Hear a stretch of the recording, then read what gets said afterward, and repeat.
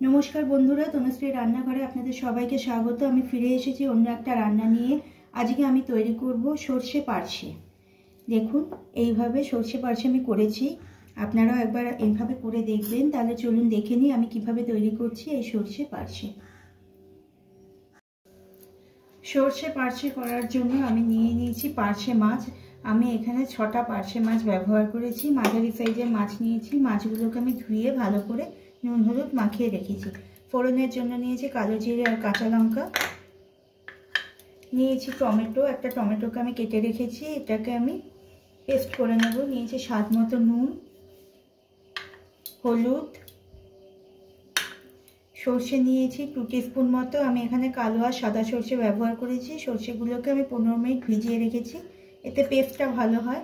আর নিয়েছি 2 টিস্পুন সাদা তিল, নিয়েছি কিছুটা ধনেপাতা। চলুন এবার দেখে নিই কীভাবে আমি রান্নাটা করছি। আমি গ্যাসে কড়াই বসিয়ে দিয়েছি। আমার কড়াইটা যথেষ্ট গরমও হয়ে গেছে। এবার আমি এর মধ্যে পর্যাপ্ত পরিমাণ তেল দিয়ে দিচ্ছি। তেলটা যথেষ্ট গরম হয়ে গেছে, আমি এর মধ্যে মাছগুলো দিয়ে দিচ্ছি।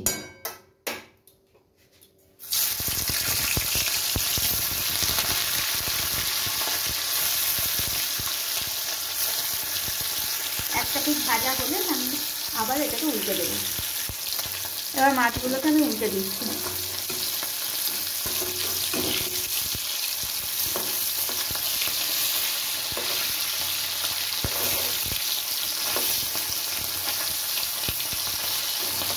দেখুন, একটা পিঠ ভাজা হয়ে গেছে, আর একটা পিঠও আমি এইভাবে ভেজে নিচ্ছি। আমার মাছগুলো ভালো করে ভাজা হয়ে গেছে। দেখুন কত সুন্দর ভাজা হয়েছে। আমি এবার এগুলোকে তুলে নিচ্ছি।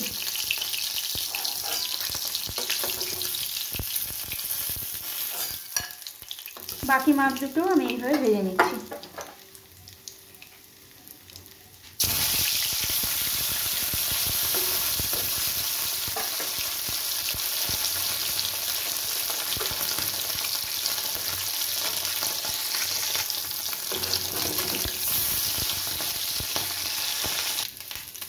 আমার সবকটা মাছই ভাজা হয়ে গেল। এবার এই মাছ ভাজার তেলেই আমি কালো জিরে আর একটা কাঁচা লঙ্কা ফোড়ন দিয়ে দিচ্ছি।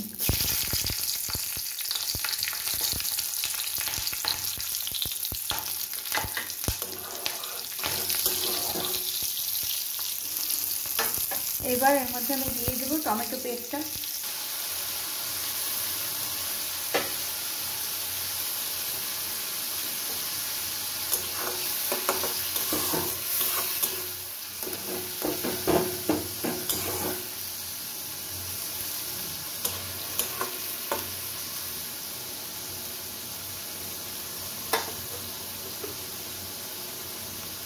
টমেটোটা কষানো হয়ে গেলে একটুখানি তার মধ্যে আমি নুন আর হলুদটা দিয়ে দেবো। টমেটোটাকে আমি যে মিক্সিং বলে সর্ষেটা পেস্ট করেছিলাম তার মধ্যে পেস্ট করেছি বলে একটু কালারটা সাদা সাদা এসেছে।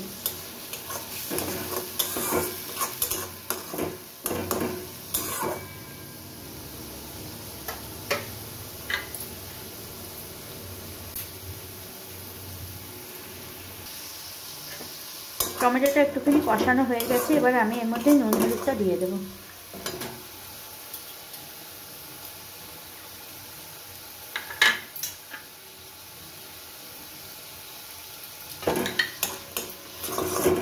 নুন হলুদটা দিয়েও আমি এটাকে 2-3 মিনিট ভালো করে কষিয়ে নেব।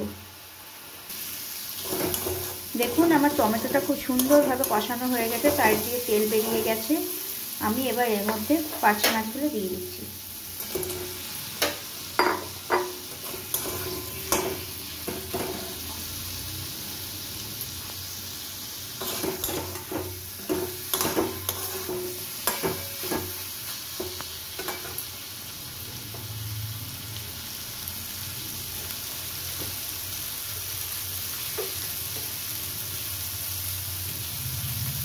পার্শে মাছগুলো দিয়ে একটু নাড়াচাড়া করে আমি 1/2 কাপের মতো জল দিয়ে দিলাম।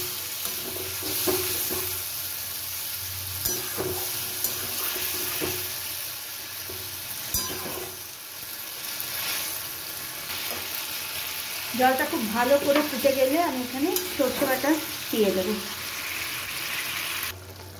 দেখুন ঝোলটা কি সুন্দর ফুটছে। এই পর্যায়ে আমি সর্ষে বাটাটা দিয়ে দিচ্ছি। সর্ষে আর তিল দিয়ে যে আমি একটা পেস্ট বানিয়ে রেখেছিলাম সেইটা দিয়ে দিলাম। এবার এটা দিয়েও আমি 2 থেকে 3 মিনিট ভালো করে ফুটিয়ে নেব।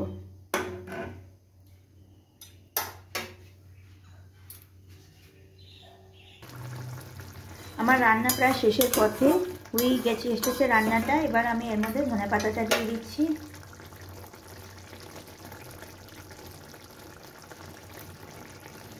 আর 2টো কাঁচা লঙ্কা দিয়ে দেবো ফাটিয়ে।